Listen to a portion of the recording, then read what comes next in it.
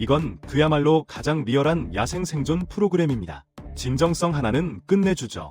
참가자들은 제작진이 정한 가혹한 제약 속에서 $50만 달러라는 매력적인 상금을 차지하기 위해 저마다의 숨겨둔 비기를 꺼내듭니다. 어떤 이는 더 큰 물고기를 낚으려고 노력을 아끼지 않고 야생에서 전함을 건조하는가 하면 심지어 귀한 물고기를 잡겠다고 직접 낚시 데크를 만드는 사람도 있죠.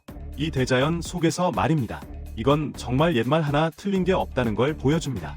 정신만 무너지지 않으면 방법은 늘 어려움보다 많다는 말이죠.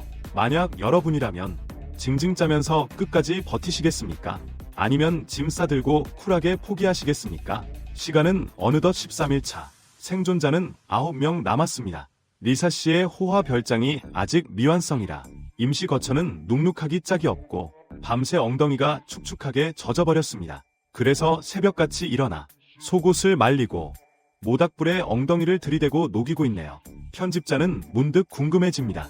저때 참지 못하고 방귀라도 뽕 끼면 과연 어떻게 될까요? 몸을 녹이는 동안 리사 씨는 찬물 2모금으로 허기진 배를 속입니다. 엉덩이가 뽀송해지자 그녀는 다시 집 짓기에 돌입합니다. 이 계절엔 마른 전나무 껍질이 지천이라 주워다가 은신처 겉을 덮기만 하면 됩니다. 그 후 3단 굴착 원칙에 따라 바닥에 모래와 흙을 채워 넣습니다. 이렇게 하면 비바람을 막는 건 물론이고 보온 효과도 끝내주거든요. 반나절을 꼬박 고생한 끝에 리사 씨의 반지하 별장이 드디어 완성됐습니다. 내부 공간은 좀 좁아도 천창부터 벽난로까지 편의 시설은 다 갖췄네요. 없는 게 없습니다. 드나들기 편하게 특별히 계단까지 팠습니다. 이제 리사 씨는 가방만 들고 입주하면 끝입니다. 시간은 흘러 14일 차가 되었습니다. 이때 내 씨는 덤불 속에서 자연의 부름을 느끼고 있네요. 겸사겸사 일광욕도 즐기며 광합성으로 비타민 D를 보충합니다. 뼈와 치아에 칼슘이 쏙쏙 들어오게 말이죠. 다만 현재 시점까지 내 씨는 5일 동안 고기 구경도 못했습니다. 그의 저질 체력으로는 영양분을 흡수하고 대사시키는 것조차 꽤 힘겨운 일이죠. 설상가상으로 호수에 바람까지 거세게 불어 낚싯줄을 던지는 족족 파도에 밀려옵니다. 호숫가의 마른 장작더미를 본 내씨에게 갑자기 아이디어가 번뜩입니다. 저 통나무들로 물 위에 뜨는 낚시 데크를 만들 생각인가 봅니다. 야생이라 장비는 열악하지만 도구도 제한적이고 내씨는 장부 맞춤 기술로 나무를 연결해 순식간에 임시 구조물을 뚝딱 만들어냅니다. 그는 잔뜩 신이 나서 옷을 벗고 구조물을 물에 띄울 준비를 하는데요. 미처 물가에 닿기도 전에 가로대 하나가 툭 떨어지더니 전체 구조가 와르르 무너져 내립니다. 비누 거품처럼 산산조각이 났네요. 반나절 고생이 허사가 됐습니다. 모든 게 원점으로 돌아갔군요. 남들 같으면 상욕을 퍼부었겠지만 내씨는 세상 침착합니다. 실패는 성공의 어머니라고 믿으니까요. 계속 개선하다 보면 자유를 얻는 날, 고기를 뜯을 날이 머지않았겠죠. 같은 시각 코비 씨의 야전 전함도 드디어 위용을 드러냅니다. 그가 배 옆에 아우트리거즈 지대를 추가로 설치했습니다. 균형을 확실히 잡기 위해서죠. 구명조끼를 챙겨 입고 잔뜩 들뜬 마음으로 노를 저어 나갑니다. 첫 번째 테스트 때와 비교하면 이번 배는 그야말로 완벽합니다. 균형 감각이며 방향 전환 능력이며 나무랄 데가 없네요. 코비 씨가 선언합니다. 다음 단계는 본격적인 낚시 시작이다. 라고 말이죠. 하지만 낚싯대를 챙기러 캠프로 돌아가려던 찰나 호수 건너편에 서 있는 흑곰 한 마리를 발견합니다. 녀석은 그의 일거수일투족을 주시하고 있었죠. 녀석의 눈빛은 마치 배달 음식 주문 내역을 뚫어져라 쳐다보는 편집자 같군요. 언제든 음식을 수령할 준비가 된 것처럼요. 코비 씨가 건너편에서 아무리 고함을 질러도 곰은 산전수전 다 겪은 노인처럼 태연하기만 합니다. 녀석이 물로 뛰어들어 코비 씨 쪽으로 헤엄쳐 오자 그는 급히 곰 스프레이를 꺼내 들어야 했습니다. 곰을 쫓아내기 위해 발사했죠. 난생 처음 겪는 공격의 흑곰은 기겁하며 주랭랑을 칩니다. 스프레이가 제대로 먹혀서 천만다행이네요. 안 그랬으면 코비 씨는 꼼짝없이 곰의 술안주가 될 뻔했습니다. 자, 이제 15일 차입니다. 조던 씨에게는 지난번에 잡은 물고기가 아직 아침 식사로 먹을 만큼 남아있습니다. 훈제 생선 한 조각을 잘라 허기를 달랩니다. 그야말로 호화로운 생활이군요. 3일에 한 끼 먹을까 말까 한 다른 사람들은 상상조차 못할 일이죠. 칼로리를 든든히 채운 후 조던 씨는 은신처에 문을 달기로 결심합니다. 문틀을 가져다 대보니 길이부터 폭까지 아주 딱 들어맞네요. 문짝만 대충 옮기는 다른 참가자들과 달리 인류 목수 조던 씨는 모든 걸 완벽하게 처리해야 직성이 풀리나 봅니다. 도끼로 나무를 깎아 직육면체 모양을 잡고 톱으로 홈을 파서 딱 맞게 다듬은 뒤 나무 기둥에 끼워 넣습니다. 마지막으로 문틀을 올리면 끝이죠. 덕분에 문이 아주 부드럽게 회전합니다. 디테일을 살리기 위해 굽은 나뭇가지를 깎아 걸쇠까지 만들었네요. 작업이 끝나자 조던 씨는 잊지 않고 카메라에 대고 자랑을 늘어놓습니다. 역시 목수 실력이 장난이 아니군요. 그는 생존하러 온 게 아니라 야생에서 휴양을 즐기러 온 것 같습니다. 16일 차가 되었습니다. 날이 밝아오고 흑곰이 막 잠들 무렵 코비 씨는 서둘러 배를 타고 호수 한가운데로 낚시를 나갑니다. 대회 규정상 그물은 45일 이후부터 사용할 수 있고 낚싯바늘에 생미끼를 끼우는 것도 금지되어 있습니다. 생미끼를 쓸 수 없으니 코비 씨는 가짜 미끼루어를 써야만 하죠. 낚시꾼이라면 다 아는 사실이지만 낚시는 고도의 인내심을 요하는 스포츠입니다. 햇살을 즐기며 낚싯줄을 만지작거리고 있는데 운 나쁜 물고기 한 마리가 덥석 미끼를 물었네요. 끌어올려 보니 1kg 정도 되는 붉은 물고기입니다. 좀 작긴 해도 코비 씨에게는 2주 넘게 고기 맛을 못 본 그에게 이 정도면 진수성찬이나 다름없죠. 한편 내시 쪽을 볼까요? 오늘 그는 낚시 발판을 업그레이드할 계획입니다. 이번 시즌은 정말 혹독합니다. 초반에 단백질을 보충하려면 참가자들은 호수에 사는 파이크 미노파익 미노를 노리는 수밖에 없죠. 2시간 반 동안 쉴 새 없이 작업한 끝에 낚시 발판 2.0 버전이 완성되었습니다. 내시는 또다시 통나무를 짊어집니다. 40kg이 넘는 무게를 견디며 물가로 가서 테스트를 하네요. 이번엔 사고가 없습니다. 파도가 계속 쳐도 발판은 끄떡없이 버팁니다. 고정 작업을 마치고 나서 그는 긴 통나무 2개를 가져와 위에 얹습니다. 마치 온몸에 힘을 쥐어짜듯 소 9마리 분량의 단백질을 쓰는 것 같네요. 드디어 완벽한 낚시터가 우리 눈앞에 펼쳐졌습니다.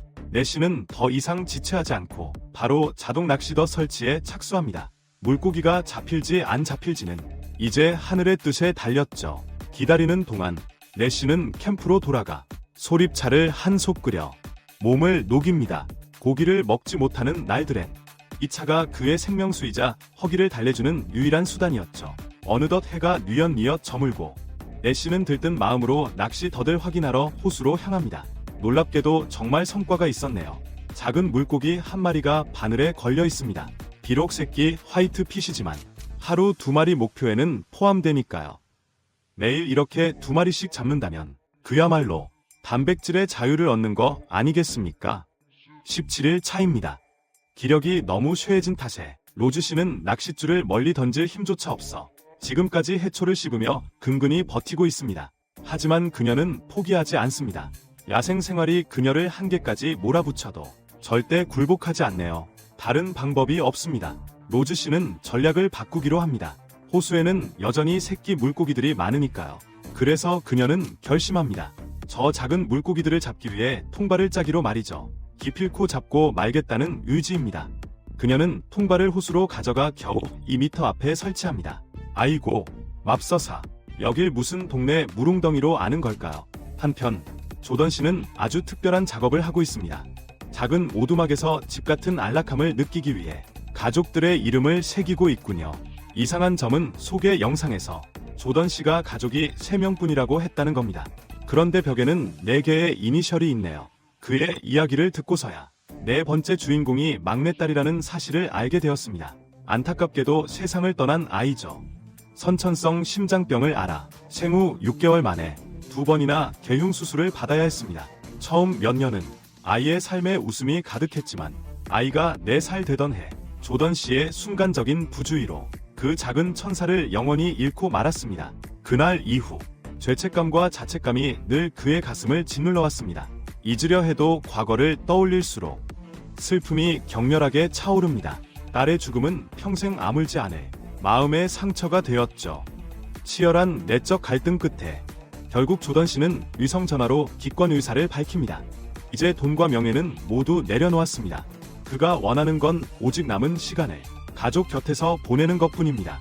조던 씨의 중도 하차는 정말 아쉽습니다. 클레이 씨를 제외하면 조던 씨가 가장 안락하게 생활하던 참가자였으니까요. 현재 시점까지 아직 훈제 생선도 절반이나 남아 있었거든요. 끝까지 버텼다면 50만 달러의 주인공이 될 수도 있었을 텐데 말이죠. 짐을 정리한 조던 씨는 제작진의 배에 올라 가족의 품으로 돌아갑니다. 시간은 빠르게 흘러 19일 차가 되었습니다. 이른 아침 로즈 씨는 어제 설치한 통발을 확인하러 호수로 나갑니다. 역시나 외상대로군요. 로즈 씨의 통발은 텅 비어 있습니다. 물고기 비늘 한 조각도 안 보이네요. 다른 방법이 없습니다. 낚시는 애초에 그녀의 특기가 아니었으니까요. 로즈 씨는 어쩔 수 없이 산딸기가 있는 곳으로 발길을 돌렸습니다. 허기를 채우려 한 줌 가득 입에 털어넣습니다. 지금은 그나마 먹을 딸기라도 있어서 다행이지만 진짜 겨울이 닥치면 로즈 씨가 과연 어떻게 살아남을지는 큰 의문으로 남게 되었습니다. 현재 상황만 놓고 봤을 때 이번 시즌 우승 확률이 가장 높은 사람은 누구라고 생각하시나요? 누가 최후의 1인이 될까요? 시간은 17일 차로 거슬러 올라갑니다. 이때 클레이 씨의 고기와 생선 비축량은 바닥난 상태였습니다. 3일 내내 굶주린 상태라 단백질을 찾아 헤매는 다른 경쟁자들에 비해 전혀 유리할 게 없는 상황이었죠. 클레이 씨는 닭보다 일찍 일어나고 개보다 늦게 잡니다. 매일이 사투의 연속입니다. 하지만 며칠 내내 뼈 빠지게 움직였음에도 물고기는 코빼기도 보지 못했습니다. 다행히 캠프 주변에 포신이 버섯이 널려 있었습니다. 젖소버섯이라 불리는 녀석들로 적어도 배는 채울 수 있겠네요. 하지만 풀만 뜯어 먹어서는 장기전을 버티기 힘듭니다. 어제 클레이 씨는 꽤 은밀한 낚시 포인트를 발견했습니다. 수년간의 낚시 짬밥으로 미루어 볼 때 그는 확신했습니다. 그곳에 5kg이 넘는 대어가 숨어 있을 거라고 말이죠. 하지만 낚싯줄을 던지기 전에 뜰채부터 만들어야 했습니다. 물고기가 덜컥 걸렸는데 끌어올리다 놓치면 낭패니까요. 클레이 씨는 2시간 반이나 공들여 직접 뜰채를 완성했습니다. 100% 수작업이었죠. 클레이 씨의 손재주는 정말 기가 막힙니다. 마트에서 사왔다고 해도 믿겠어요. 하지만 낚시를 하러 호수에 도착하자마자 재수없게도 낚싯줄 뭉치를 물에 빠뜨리고 말았습니다. 시작부터 조짐이 영 안 좋네요. 클레이 씨는 허둥지둥 건져 올렸습니다. 다른 건 신경 쓸 겨를이 없었죠. 머릿속엔 온통 물밑에 있는 통통한 물고기 생각뿐이었으니까요. 하지만 저주라도 걸린 걸까요? 아침부터 점심때까지 낚싯대를 들이웠지만 한 마리도 낚지 못했습니다. 그렇다고 낚시 실력을 탓할 수도 없습니다.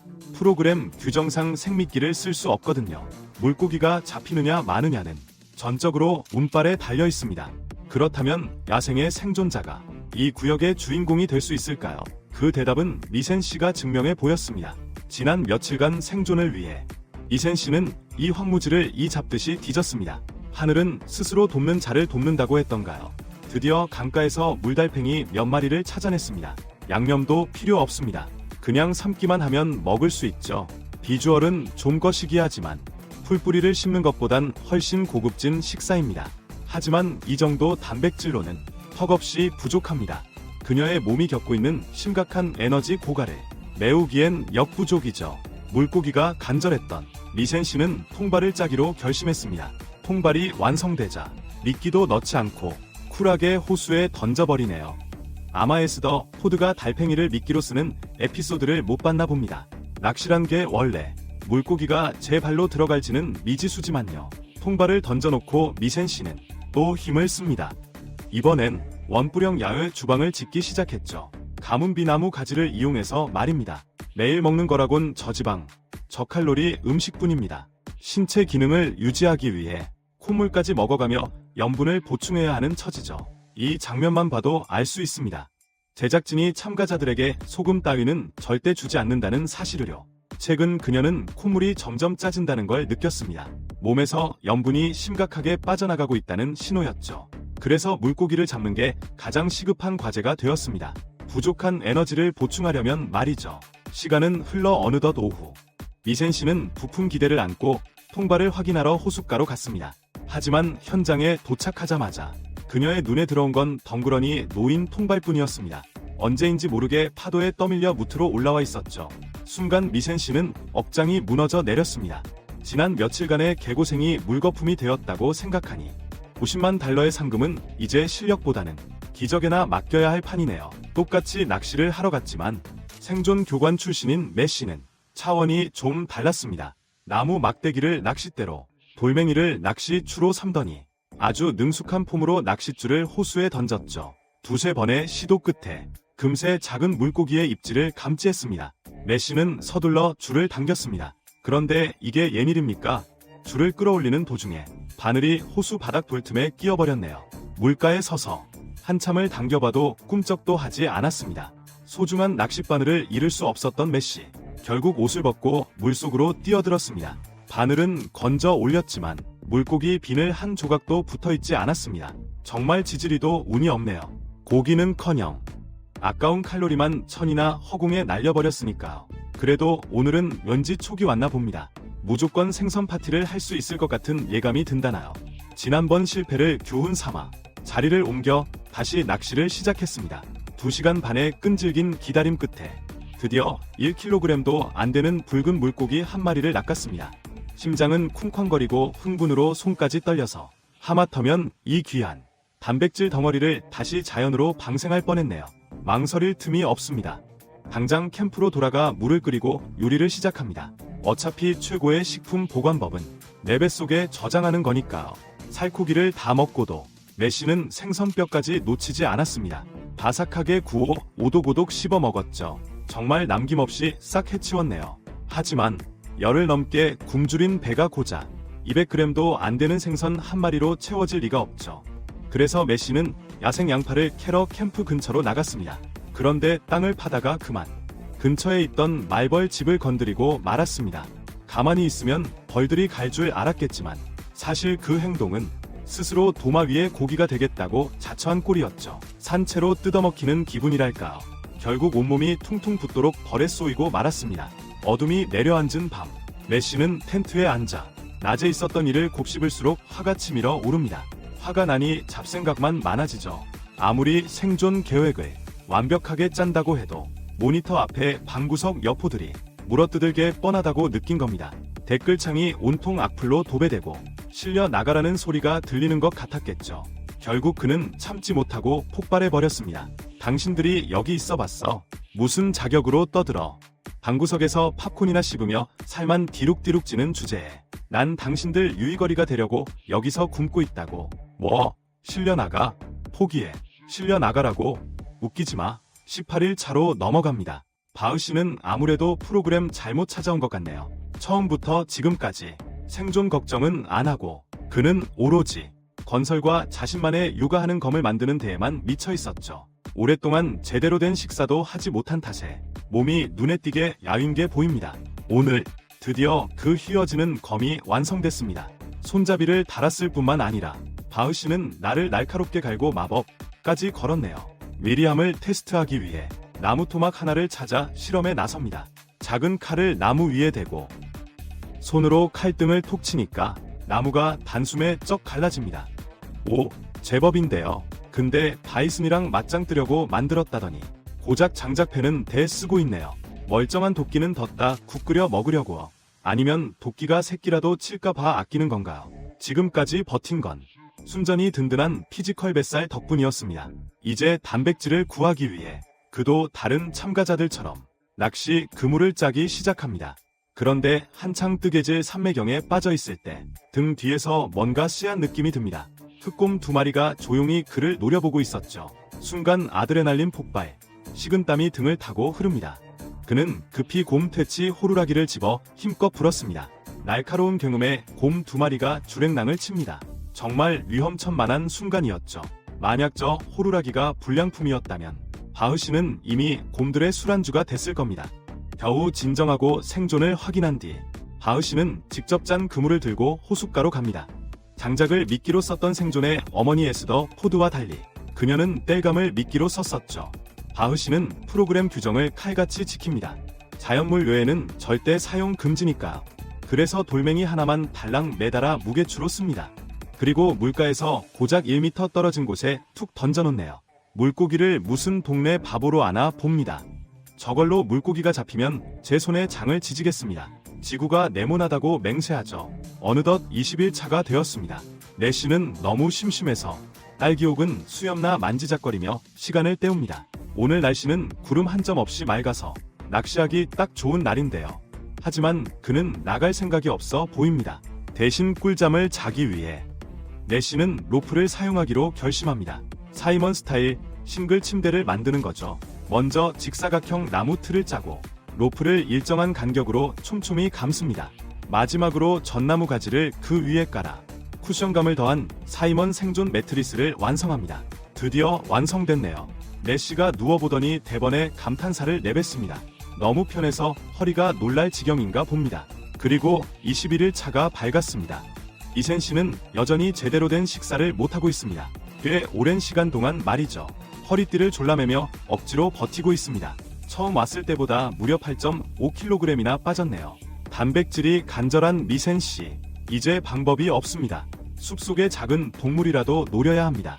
그녀는 활을 챙겨 들고 홀로 조용히 깊은 숲으로 들어갑니다. 하지만 한참을 뒤져봐도 살아있는 생명체의 털끝 하나 보이지 않습니다. 캠프로 돌아오는 길에 우연히 멀리 있는 뇌조들꽁을 발견합니다. 미센 씨는 숨을 죽이고 살금살금 다가갑니다. 하지만 다시 카메라에 잡힌 그녀의 손은 여전히 텅 비어 있네요. 너무 배가 고파서 헛것을 본 건지 아니면 뇌조가 닌자처럼 도망친 건지 알 수가 없습니다. 자신의 생존 여정을 되돌아보니 미센 씨는 자신이 너무나 처량하게 느껴집니다. 처음부터 지금까지 나무뿌리나 씹고 흐르는 콧물이나 삼키며 버티고 있으니까요. 자막 낚시가 허용되려면 그녀는 45일차까지 기다려야 합니다. 하지만 겨울은 코앞으로 다가왔고 그때쯤이면 뜯어먹을 나무 뿌리조차 안 남을 판이죠. 절망 속에서 무의미하게 버티느니 차라리 쿨하게 포기하고 집에 가서 쉬는 게 낫다는 판단입니다. 결국 그녀는 짐을 싸서 대회를 떠납니다. 그런데 구조선이 저편으로 멀어지기도 전에 내쉬도 갑자기 포기 의사를 밝혀옵니다. 오늘 아침까지만 해도 호숫가에서 낚시하며 룰루랄라 노래까지 부르며 신나 있었거든요. 전조 증상이라곤 일도 없었는데 갑자기 낚싯대를 접더니 위성 전화를 들어 하차를 선언합니다. 뜬금없어 보이지만 한편으론 이해가 가는 결정입니다. 지금 메시는 남들이 뭐라 하든 신경 끄기로 했거든요.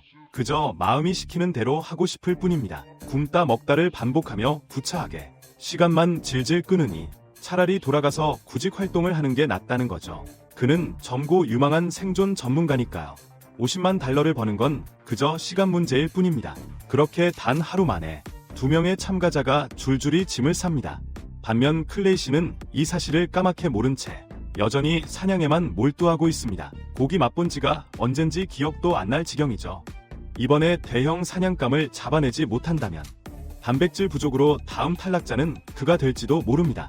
천만다행으로 정찰 도중 클레이 씨는 을사슴 검은 꼬리사슴의 배설물을 발견합니다. 녀석이 근처에 있다는 확실한 신호죠. 22일차 생존자는 이 제6명. 단순히 굶주림의 정도로만 따지면 클레이 씨가 가장 위태로운 상황입니다. 하지만 톱클래스 사냥꾼인 그에게 사냥터야말로 안방이나 다름없습니다. 며칠 전 숲에서 새끼 사슴의 흔적을 발견했었거든요. 이제 그게 그의 제1 목표가 되었습니다. 이른 아침 클레이 씨는 활을 챙겨 들고 홀로 작은 숲으로 들어가 사냥감을 찾아 나섭니다. 아니나 다를까 도착하자마자 땅바닥에서 사슴이 남긴 신선한 배설물을 발견합니다. 손으로 직접 눌러보며 상태를 확인하고 온기를 느껴보니 방금 싼 게 확실합니다. 1시간도 채 지나지 않아 별다른 조치를 취하기도 전에 전방에서 사슴이 우는 소리가 희미하게 들려옵니다. 녀석이 놀랄까 봐 숨소리도 죽이고 살금살금 다가갑니다. 거리가 점점 좁혀집니다. 화살 한 방으로 확실하게 끝내기 위해 클레이 씨는 망부석처럼 굳어서 카메라를 꽉 쥐고 최고의 타이밍만 노립니다. 사슴이 방심한 바로 그 찰나 재빨리 카메라를 내려놓고 무릎을 꿇습니다. 활시위를 끝까지 당겨 패를 정조준에 발사. 명중입니다. 흥분으로 손이 덜덜 떨릴 지경이네요. 핏자국을 따라가 보니 부러진 화살이 보이고 드디어 220파운드, 약 100kg에 달하는 거대한 뮬사슴이 멀지 않은 곳에 쓰러져 있는 걸 발견합니다. 그 순간 평소 침착하던 클레이 씨도 더 이상 감정을 주체하지 못합니다. 기쁨의 포효를 내지르는 것밖엔 할 수 있는 게 없죠. 이 뮬사슴 고기만 확보하면 사실상 우승은 따놓은 당상이나 다름없다고 선언해도 될 정도입니다. 하지만 아무리 신나도 머리는 차갑게 돌아갑니다. 피냄새를 맡고 흙곰이 꼬이기 전에 빨리 해체해서 고기를 캠프로 옮겨야 하거든요. 사냥터에서 캠프까지는 무려 8km. 고기 200파운드가 별거 아닌 것 같아도 곰이랑 마주치는 불상사를 피하려면 3번은 왕복해야 다 옮길 수 있습니다. 15년 사냥 인생에 오늘처럼 몸은 힘들어도 마음이 즐거운 날은 없었을 겁니다. 묵은 체중이 싹 내려가는 기분이죠. 새벽부터 늦은 오후까지 쉴 새 없이 움직이며 눈코 뜰 새 없이 바쁜 하루를 보냅니다. 고기를 다 손질하기엔 시간이 부족해서 클레이 씨는 고기를 높이 매달아야 했습니다. 맹수들이 훔쳐가지 못하도록 손질한 고기를 말이죠. 날이 금세 어두워집니다. 하루 종일 뼈 빠지게 일한 클레이 씨. 이제 저녁 준비를 합니다. 최상급 재료라면 조리법은 최대한 간단해야 제맛이죠. 파나 생강은 물론이고 마늘이나 잡내 제거용 향신료는 일절 넣지 않습니다. 사슴 지방으로 기름을 내고 콩팥 몇 조각을 굽습니다. 한 입 베어 물자마자 입안에서 풍미가 폭발합니다. 신선한 콩팥의 쫄깃한 식감. 소고기보다 단백질 함량이 수백 배는 높을 겁니다. 세상에 꿀맛이 따로 없네요. 어느덧 23일 차가 되었습니다. 생존을 위해 코비 씨는 부지런히 야생 열매를 채집했죠. 블루베리를 거의 5kg이나 모아뒀고 야생 양파도 수백 개나 저장해 뒀습니다. 그런데 오늘 아침으로 먹을 블루베리를 가지러 창고에 갔다가 주변이 엉망진창인 걸 발견합니다. 나무 뿌리는 부러져 있고 돌들은 굴러다니고 있었죠. 간밤에 흑곰이 창고를 털러왔던 모양입니다. 힘들게 모은 식량의 절반이 곰 뱃속으로 사라진 걸 본 코비 씨는 억장이 무너집니다. 열불이 나지만 그래도 산 사람은 살아야죠. 계획대로 코비 씨는 통발을 하나 엮기로 합니다. 호수 속 귀한 물고기들과 한판 승부를 벌이기 위해서죠. 다른 참가자들과 달리 코비 씨의 통발은 디자인과 기능 면에서 차원이 다릅니다. 무엇보다 중요한 건 그에게는 작은 배가 있다는 사실이죠. 통발을 호수 한가운데 깊은 곳까지 싣고 나가서 물고기를 잡을 확률을 높일 수 있으니까요. 한편 내씨는 지금까지 작은 물고기 2마리로 근근히 버텨왔습니다. 처음 왔을 때보다 체중이 10kg 넘게 빠졌죠. 볼은 홀쭉해졌고 온몸이 피골이 상접했습니다. 머리가 벗겨지면 지갑이라도 두둑해진다는데 내씨는 머리도 벗겨지고 배고픔에 시달리기까지 하니 참 야속하네요. 여느 때처럼 그는 자동 낚시 장비를 확인하러 호수로 나갑니다. 웬일로 이번엔 1kg짜리 대어가 낚싯바늘에 걸려있네요. 도중에 놓치지 않으려고 내씨는 조심스럽게 낚싯대를 들어 올립니다. 천천히 물고기를 물가로 끌어당기는데 손에 잡힐 듯 말 듯 한 바로 그 순간 물고기가 거세게 요동치더니 바늘을 털고 도망쳐 버립니다. 뒤로 넘어져도 코가 깨진다더니 정말 지질이도 운이 없네요. 뚜껑이 열린 내씨, 물고기 조상님까지 찾으며 육두문자를 날립니다. 캠프로 돌아와서 허기를 달래려 팍 끓인 물만 들이켭니다. 이번 실패를 교훈 삼아 다 잡은 물고기를 또 놓치지 않기 위해 내씨는 뜰채를 직접 만들기로 결심합니다. 끝장을 보겠다는 기세인데요. 낚시 외길 인생을 꺾기로 한 모양입니다. 20일 넘게 고생한 끝에 리사 씨는 드디어 새 집에 입주했습니다. 하지만 하루 만에 심각한 문제에 봉착했죠. 집을 지을 때 환기구를 깜빡하는 바람에 불만 피우면 집안이 화생방 훈련장이 되어버립니다. 밖에서 보면 누가 보면 산신령이라도 부르는 줄 알겠네요. 리사 씨는 단백질 사냥은 잠시 미루고 강가에서 돌덩이 10여 개를 낑낑대며 날라옵니다. 실내 벽난로를 보수하기 위해서죠. 2시간 반 동안 씨름한 끝에 다시 불을 피워보니 효과가 기가 막힙니다. 환풍기라도 단 것처럼 연기가 쑥쑥 빠져나가네요. 주거 문제는 해결했지만 리사 씨의 생존은 여전히 산 넘어 산입니다. 24일 차입니다. 현재 생존 구역의 기온은 영상 2도 정도네요. 음식을 장기 보관하기엔 아직 덜 춥습니다. 그래서 클레이 씨는 훈제 오두막을 짓기로 결심했죠. 사슴 고기를 보관하려고요. 자타공인 금손답게 클레이 씨의 훈제 오두막은 클래스가 다를 겁니다. 우선 근처 숲에서 나무를 잔뜩 모으는 것부터 시작합니다. 명당을 잡은 뒤 장부 맞춤 모어티스 앤드 테넌 기술로 통나무들을 연결해 정사각형 틀을 짭니다. 안쪽엔 고기를 걸 철사를 꿰고 나무 사이에 틈새는 이끼로 꽉 채워 연기가 새지 않게 막습니다. 이어서 큼직한 문을 달고 지붕을 얹은 뒤 역시 이끼로 꼼꼼히 마감하죠. 마지막으로 손질해 둔 사슴 고기를 안에 걸고 불을 피워 훈연을 시작합니다. 오두막에서 자욱한 연기가 피어오르니 훈제 오두막 프로젝트 공식적으로 대성공이네요. 이 훈제 오두막 퀄리티 좀 보세요. 다른 참가자들 집보다 훨씬 튼튼해 보이는데요. 비교 대상이 없으면 상처받을 일도 없겠죠. 개막 이후 지금까지 바흐씨는 단백질 구경도 못했습니다. 올 땐 250파운드의 듬직한 백곰이었는데 굶주림 탓에 이젠 220파운드의 흑곰이 돼버렸네요. 호숫가 통발을 확인해보지만 역시나 비늘 한 조각도 없습니다. 어쩔 수 없이 제일 자신 없는 종목에 운을 걸어봅니다. 바로 낚싯대 낚시죠. 하늘이 도왔는지 1시간도 안 돼서 재수옴 붙은 물고기 한 마리가 덥석 옵니다. 바흐씨가 낚아 올립니다. 고민할 겨를도 없이 바로 벽돌을 들어 그 자리에서 숨통을 끊어버리네요. 그런데 들어 올리고 보니 바흐씨의 거대한 덩치에 비해 물고기가 1파운드도 안 돼 보입니다. 이건 뭐 기별도 안 가겠는데요. 손질해서 냄비에 넣긴 했는데 배고픔을 참지 못하고 다 익기도 전에 허겁지겁 씹어 먹습니다. 결국 뼈까지 통째로 삼켜버리네요. 내씨는 뜰채를 만든 뒤로 통발 확인할 때마다 꼭 챙겨 다녔죠. 다행히 오늘 확인해보니 200g도 안 되는 피라미 한 마리가 걸려 있습니다. 뜰채 구멍으로 언제든 빠져나갈 수 있을 만큼 작은 녀석인데 굳이 뜰채로 건져 올리겠답니다. 그런데 요리하려던 찰나 내씨 상태가 심상치 않습니다. 위장이 요동치고 심한 구역질에 두통과 현기증까지 몰려옵니다. 알고 보니 새벽 어두울 때 실수로 다람쥐똥이 섞인 물을 끓이지 않고 마셨답니다. 야생 다람쥐는 온갖 세균의 온상이라 위험한데 온갖 병균을 달고 다니죠. 굶주린 사람에겐 치명타입니다. 말이 끝나기 무섭게 토해냅니다. 아, 이걸로 끝이네요. 구토를 마친 뒤 내씨는 고심 끝에 포기 전화를 겁니다. 역시 게임은 게임일 뿐 목숨 걸지 말자는 거죠. 전화를 끊자마자 하얀 눈이 쏟아집니다. 다람쥐에게 KO패 당한 남자를 하늘도 위로하나 봅니다. 구조선이 물살을 가르며 도착하고 내씨는 짐을 챙겨 집으로 돌아갑니다.